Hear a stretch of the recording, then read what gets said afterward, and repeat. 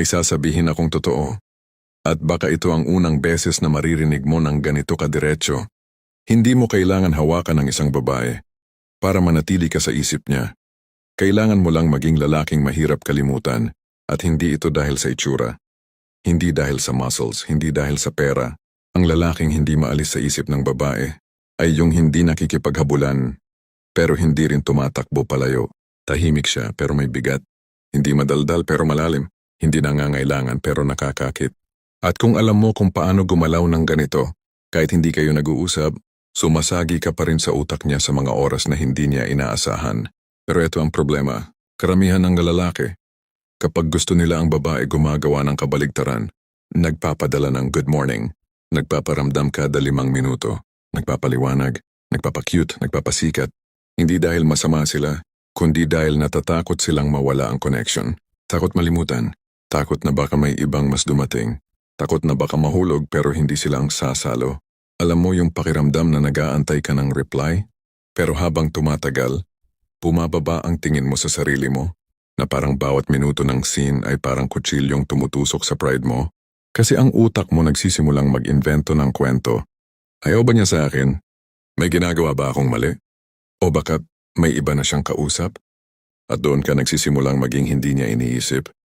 Hindi dahil wala kang halaga, kundi dahil masyado kang sumusunod sa takot mo. Ang takot, pinapatay ang attraction, pinapawi ang mystery, pinapatay ang presensya mo. At kung hahalukayin natin ng mas malalim, ang ugat nito ay hindi yung babae. Ikaw. Ikaw na umaasa sa validation.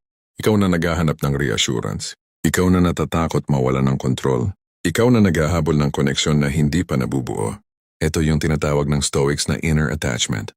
Hindi pagmamahal, hindi respeto, hindi admiration, kundi pagkakapit. Pagkakapit sa posibilidad, pagkakapit sa imagination, pagkakapit sa outcome. Ito ang dahilan kung bakit lagi kang nagpaparamdam. Hindi dahil gusto mo siyang kilalanin, kundi dahil ayaw mong mawala ang fantasy na baka maging kayo.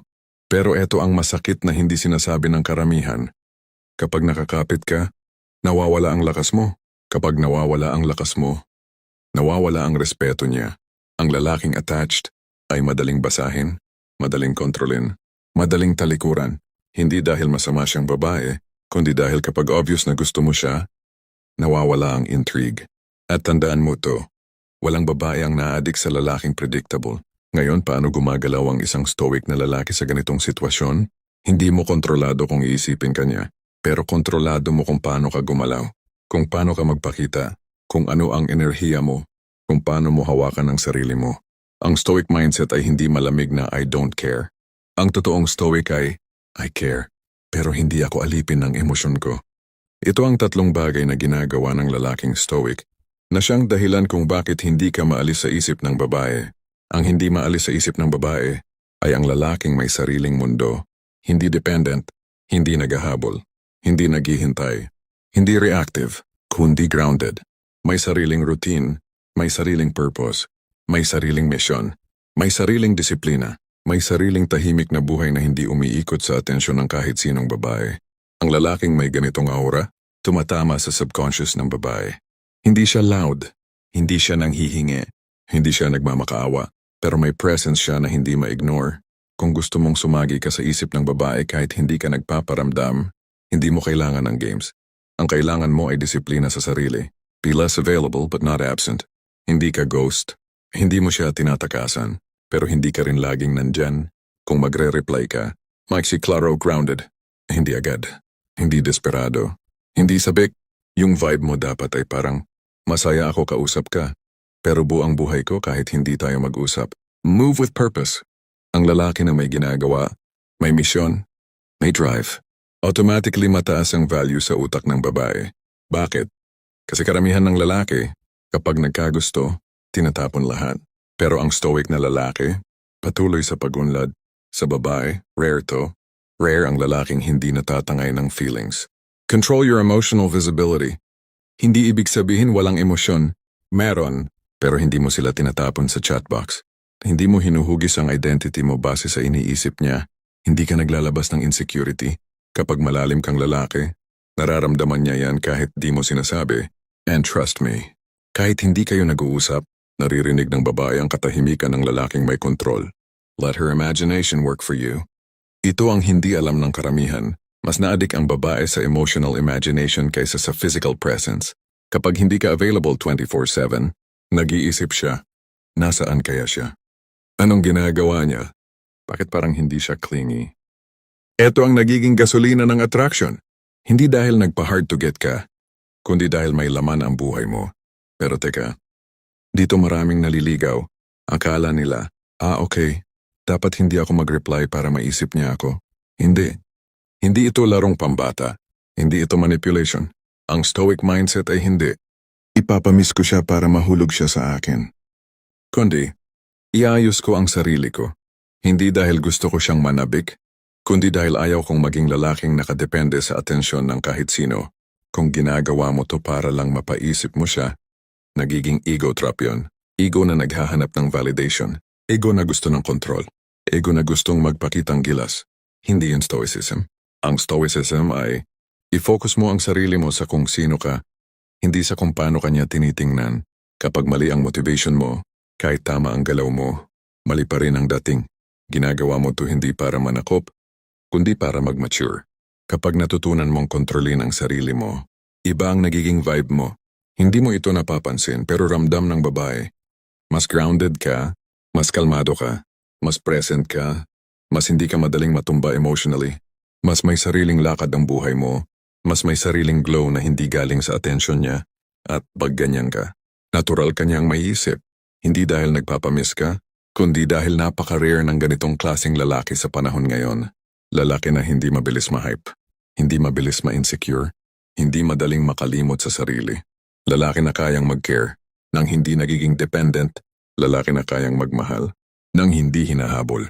Lalaki na kayang tumayo sa sarili niyang paa, kahit mag-isa, kahit walang reply, kahit walang reassurance. At ang ganong lalaki, hinahanap. Iniisip, pinapansin, kahit wala siyang ginagawa. May tanong ako na baka hindi mo pa nasasagot sa sarili mo. Bakit may ilang lalaking kahit minsan lang makasama ng babae, sumasagi agad sa isip niya, at bakit may ilang lalaki na kahit araw-araw nagpaparamdam, hindi man lang napapansin? Simple ang sagot. Hindi lahat ng presensya pare-pareho ang bigat.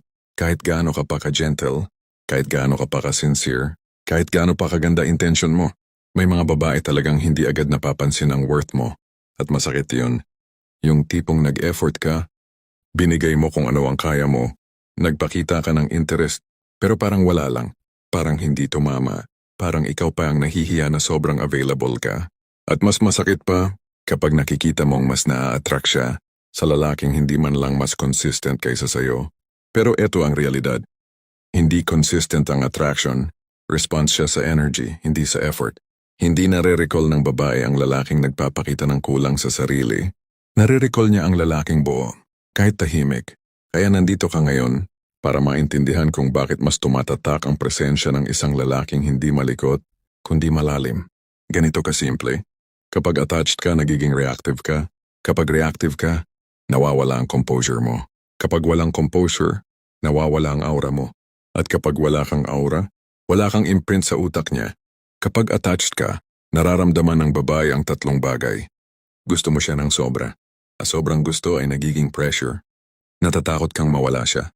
At ang takot ay hindi nakakaakit. Nawawala ang respeto mo sa sarili mo. At pag nawawala ang respeto mo sa sarili, nawawala rin ang respeto niya. Araw-araw daan-daang lalaking attached ang nakakaharap ng bawat babae. Kaya predictable sila, kaya madaling kalimutan. Ang hindi mo alam, kahit hindi ka nagsasalita, nararamdaman ng babae kung may panic ka sa puso mo, kung insecure ka, kung nagmamadali ka, kung gusto mong makuha siya agad, kahit hindi pa nabubuo ang foundation. Pero ang lalaking hindi attached, tahimik. Hindi nagmamadali, hindi nagpiplease, hindi nagpipilit, hindi dahil hindi niya gusto, kundi dahil nire-respeto niya ang sarili niya. At yan ang unang imprint sa isip ng babae. Ang ibig sabihin nito, hindi mo kontrolado ang isip ng babae. Hindi mo kontrolado ang impression niya sa'yo. Hindi mo kontrolado ang response niya, pero kontrolado mo kung sino ka. Kontrolado mo ang vibe mo. Kontrolado mo ang presensya mo. Kontrolado mo kung paano ka gumalaw sa mundo. Ang stoic na lalaki, hindi hinahabol ang validation sa labas. Hinuhubog niya ang sarili niya sa loob. At dahil doon, Nagiging mabigat ang presence niya, even without trying. Naalala siya hindi dahil palabas siya, kundi dahil may kapayapaan siya na bihira sa mga lalaki ngayon. Naalala siya hindi dahil madaldal siya, kundi dahil may aura siya ng lalaking hindi madaling basahin. Naalala siya hindi dahil malakas siya, kundi dahil kalmado siya. Trick number 1, the controlled presence. Ito ang pinakamalakas na psychological hook sa babae. Hindi mo kailangan magpa-hard to get. Hindi mo kailangan maging cold. Hindi mo kailangan magmukhang walang care. Yung kailangan mo ay controlled presence. Ano ito? Ito ang presensyang hindi sobra, hindi kulang. Presensyang hindi naghahabol, hindi rin nagtatago. Presensyang grounded, steady, self-contained. Ang controlled presence ay parang ilaw na hindi blinking, pero hindi rin naka-off. Nandoon ka, present ka, pero hindi ka nagpapakitang gutom sa attention. At tuwing nakakakita ng babae ng ganitong klaseng presence, nagre-react ang instincts niya. At bakit? Kasi sa panahon ngayon, puro extreme ang mga lalaki. Sobrang clingy, sobrang hotdog energy, sobrang needy, sobrang nagpaparamdam, sobrang nagpapaliwanag, sobrang nagpapadali. O kaya naman, yung kabila, sobrang cold, sobrang ghost, sobrang pa-mysterious, sobrang alpha roleplay, sobrang patahimik pero walang laman, parehong hindi nakakaakit. Ang babaeng may depth na-attract sa lalaking hindi exaggerated, sa lalaking marunong humawak ng sarili. Ganito gumalaw ang lalaking may controlled presence. Nakikinig ng tama, sumusulat kapag may purpose. Hindi nagte-text ng walang saysay. Hindi humihingi ng attention. Hindi naghahanap ng validation crumbs. Hindi natatakot maghintay. Hindi naapektuhan kung may delay sa reply. At pinakaimportante, hindi niya pinipilit ang sarili niya sa buhay ng babae. The result? Nagiging steady flame ka sa isip niya. Hindi loud. Hindi nagpapadala. Hindi nagwawala. Hindi nagmamadali. At tandaan mo to, kung tahimik ang kilos mo, pero grounded, nagiging mabigat ang presence mo. At ang mabigat na presence, mahirap i-ignore ng babae. Trick number 2, the unexpected depth. Ito ang dahilan bakit bumabalik-balik ang isip niya sa'yo. Ang karamihan ng lalaki predictable. Madaling basahin, madaling hulaan, madaling unahan. Pero ang lalaking hindi maalis sa isip ng babae, may lalim. Hindi dahil nagpapaka-mysterious, hindi dahil nagtatago, hindi dahil nagloloko, kundi dahil may sarili siyang mundo na hindi umiikot sa babae. Lalim na galing sa sarili niyang routine, sarili niyang passion, sarili niyang discipline, sarili niyang vision, sarili niyang battles, sarili niyang healing, sarili niyang pangarap, sarili niyang direction. Ang lalaking may unpredictable depth, hindi mo agad makikita ang mundo niya, pero ramdam mong may mundo siyang hindi niya basta-basta ibinibigay kanino man. Alam mo ba kung bakit kahit isang beses niya lang nakausap, may mga babaeng hindi ito makalimutan? Kasi naramdaman nila to. Hindi niya ako sinusuyo, pero may bigat yung presensya niya. At sa isipan ng babae, automatic itong nagiging emotional loop. Bakit siya ganyan magsalita? Bakit parang hindi siya takot mawalan ako? Bakit parang may higit pa sa kanya na hindi ko nakikita? Bakit parang hindi siya kagaya ng iba? Bakit parang mas masarap siyang kilalanin? Bakit parang hindi siya madaling makuha? Bakit siya? Ito ang sinusubukang intindihin ng babae, pero hindi niya maintindihan. At ang hindi maintindihan, iniisip, hindi dahil naglalaro ka, kundi dahil may lalim ka na hindi mema, hindi scripted, hindi sinasadya. Ito ang effect ng unpredictable depth. Nabubuksan mo ang imagination niya, yung parte ng utak ng babae na pinakasensitibo sa attraction. Hindi logic, hindi lust, kundi imagination. Ngayon, paano mo ipapakita ang controlled presence at unpredictable depth nang hindi nagmumukhang OA? Ganito ang kilos ng lalaking hindi nabubura sa isip ng babae. Pag nag-usap kayo, present ka, hindi distracted, hindi insecure, hindi sabik, hindi ka nagme-message ng 3 paragraph, hindi ka nagpipilit magpatawa, hindi ka nag-a-advertise ng sarili mo. Simple ka lang, pero kalmado. Pero grounded. Presence less than words. Pag hindi kayo nag-uusap, hindi mo sinusunog ang utak mo. Walang. Bakit hindi siya nagre-reply? May ginawa ba akong mali? Ayaw ba niya sa akin? May iba ba siyang kausap? Iniiwasan mo ang obsessive analysis. Ang stoic na lalaki, hindi nag-iimbento ng kwento sa utak niya. Hindi ka over-accessible. Kung every 5 minutes nandyan ka, nawawala ang bigat mo. Pero kung may routine ka, gym ka, trabaho ka, self-improvement ka, may ginagawa ka para sa buhay mo, nagiging rare energy ka. At ang rare energy, memorable energy, nagsasalita ka ng may timbang. Hindi ka madaldal, pero hindi ka rin tahimik. Pag nagsalita ka may laman, may observation, may pagkalalim, may konting wisdom, may humor na hindi pa cute, kundi authentic. Ito ang subtle way ng pagpakita ng depth. Hindi sa pagkwento ng achievements mo, kundi sa pagpakita ng mindset mo. Hindi mo inilalagay ang buhay mo sa kamay niya. Kung hindi siya nag-reply, okay ka. Kung busy siya, naiintindihan mo. Kung may delay, hindi ka nanginginig. Ang vibe mo dapat ay, masaya akong kausap ka pero buo pa rin ako kahit hindi. Hindi defensive. Hindi needy. Hindi sabik. Dito maraming lalaki na tatalo. Akala nila, okay, kailangan kong mag-mysterious. Okay, hindi ako magre-reply agad para maisip niya ako. Hindi. Hindi ito laro. Hindi ito pa hard to get. Hindi ito strategy. Kung ginagawa mo ito, para isipin ka niya, manipulation yan. At ang babae, ramdam yan. Ramdam niya kung ginagamit mo ang stoic moves para makakuha ng attention. At once ramdam niya na nagpapanggap ka, tapos ang laro, ang stoicism ay hindi performance. Hindi pagpapretend na mataas ang value mo. Hindi pagfa-fake ng independence. Ang stoicism ay pagiging totoo, pagiging grounded, pagiging secured sa sarili mo. Ito ang mahalaga. Kung gusto mong hindi ka mawala sa isip niya, gawin mo to hindi para mahulog siya, kundi para maging mas solid na version ng sarili mo. Kapag para sa babae mo ginawa, guguho ka. Kapag para sa sarili mo ginawa, sisikat ka. Ano ang nagiging effect ng controlled presence plus unpredictable depth? Ito, may kapayapaan ka na hindi madaling mabasag. Hindi ka reactive. Hindi ka clingy. Hindi ka pa cute. Hindi ka sabik. Hindi mo kinokontrol ang narrative. Hindi mo binabasa ang isip niya. Hindi ka naglalakad sa takot. At dahil buo ka, nagiging magnetic ang energy mo. Hindi inaasahan. Hindi hinahanap. Pero ramdam niya. At kapag ramdam ng babae ang uri ng presensyang hindi demanding, hindi manipulative, pero malalim, tumitira ka sa isip niya kahit wala ka. Hindi dahil nag-strategy ka, kundi dahil nabuo mo ang sarili mo. Yan ang lalaking hindi malilimutan. Yan ang lalaking babalikan ang isip ng babae kahit 2 a.m. na at tahimik ang mundo.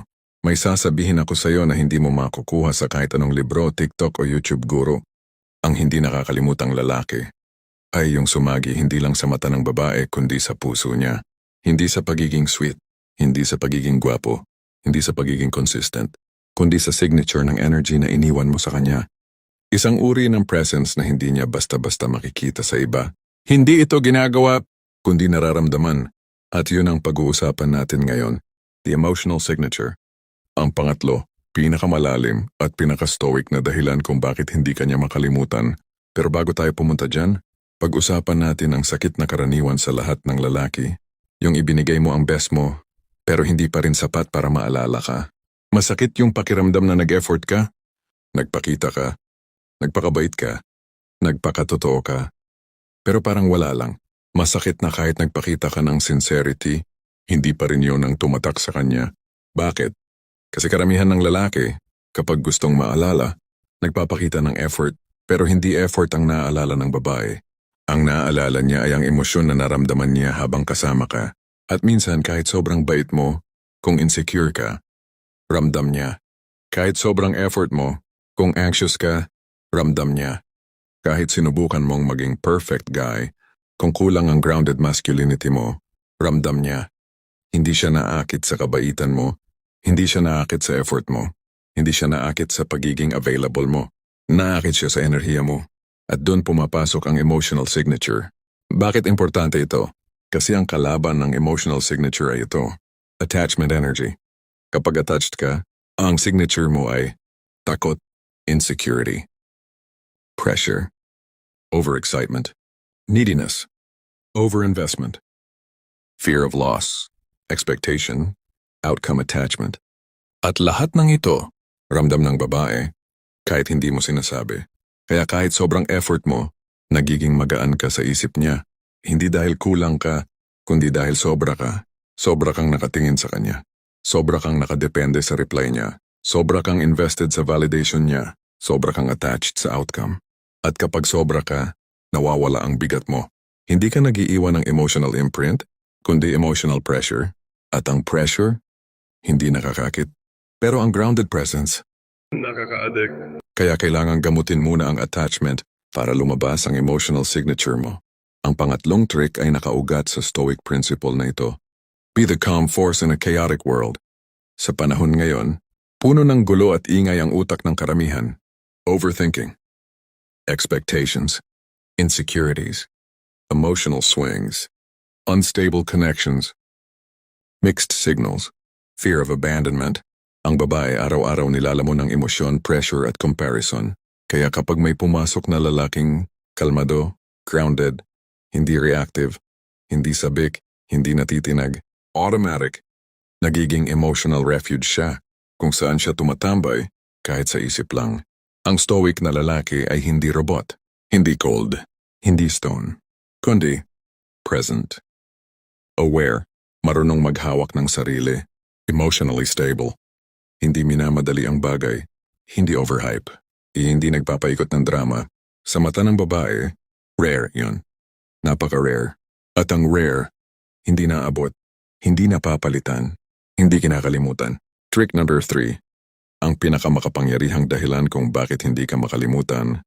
Ito na, ang emotional signature ay hindi salita, hindi moves, hindi tricks, hindi strategy. Ito ay vibrational imprint na nalalagay mo sa isip at puso ng babae kapag kasama ka niya o kahit kapag nagkausap kayo minsan lang. 3 bagay ang bumubuo dito. 1. Your presence.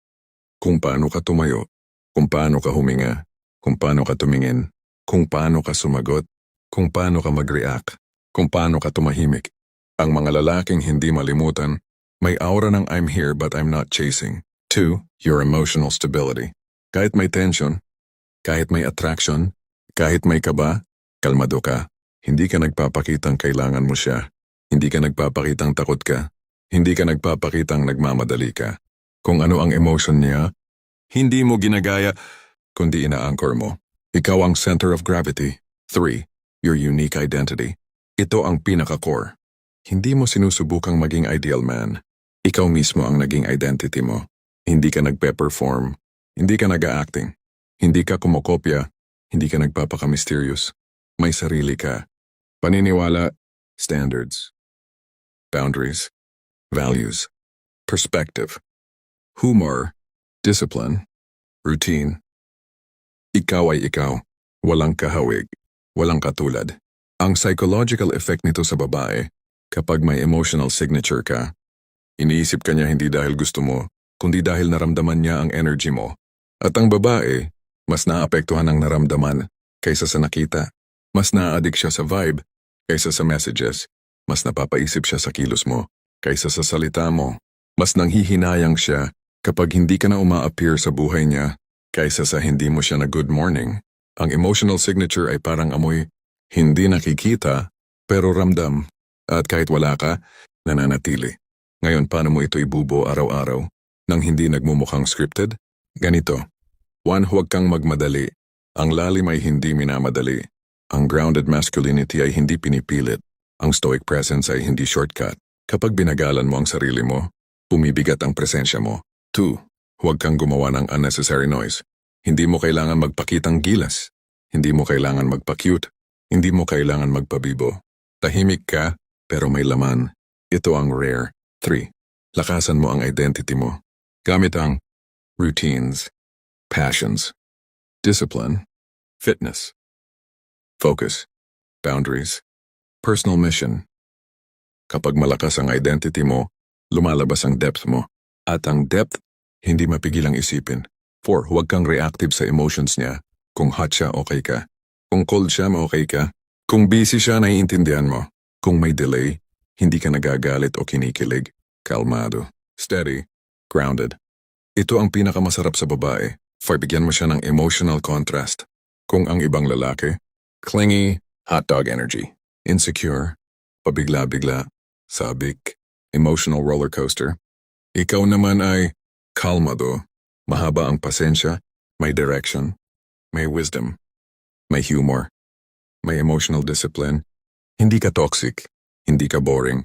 Ikaw yung different energy sa mundo niya. At ang iba, mahirap kalimutan. Ito ang pinakamahalaga sa lahat. Huwag mong gamitin ang emotional signature para manipulahin siya. Kapag ang intention mo ay para mapahabol siya, para maghabol ng validation, para gumawa ng mysterious effect, para magmukhang high value, para pataasin ang tingin niya sa'yo. Wala. Nagiging acting lang. Nagiging scripted. Nagiging fantasy. At ang babae, ramdam ang peke. Hindi mo kailangan maging stoic character. Kailangan mo lang maging stoic na lalaki. Yung natural, hindi performative. Ito ang tandaan mo. Ang totoong lalim ay hindi pinapakita, nararamdaman. At ang nararamdaman, hindi pwedeng pekein. Kapag unti-unti mong nabuo ang emotional signature mo, ito ang mangyayari. Hindi ka na reactive. Bumibigat ang aura mo, nagiging kalmado ang emosyon mo, umaangat ang standards mo, lumilinaw ang direction mo, humihigpit ang boundaries mo, lumalalim ang identity mo, tumitibay ang self-respect mo, at dahil dito, nagiging ibang klaseng lalaki ka. Yung hindi karaniwan. Isang lalaking hindi naghahabol, hindi natatakot, hindi humihingi, hindi lumalaban para mapansin, hindi nagpe-perform, hindi nagpe-please, hindi nagpapapiti party, hindi naghihintay ng validation, kundi lalaking nasa mission, may paninindigan, may emotional clarity, may presence, may wisdom, may self-mastery. At sa mata ng babae, ito ang lalaking, hindi ko man siya kausap, pero bakit siya naaalala ko? Hindi kami close, pero bakit may impact siya? Hindi siya nagpapapansin, pero bakit siya ang naiisip ko? Bakit parang mas gusto ko siyang kilalanin? Bakit parang may something siya? Yan ang something. Yan ang emotional signature. Kung may isang linya sa video na to ang tumama sa dibdib mo, comment ka sa baba. Emotional signature. Para malaman kung isa ka sa mga lalaking hindi nagtatago sa takot, hindi naghahabol ng validation, kundi unti-unting bumubuo ng presensya na hindi basta-basta malilimutan. Kung kasama ka sa journey na to, iparamdam mo. Salamat sa panonood.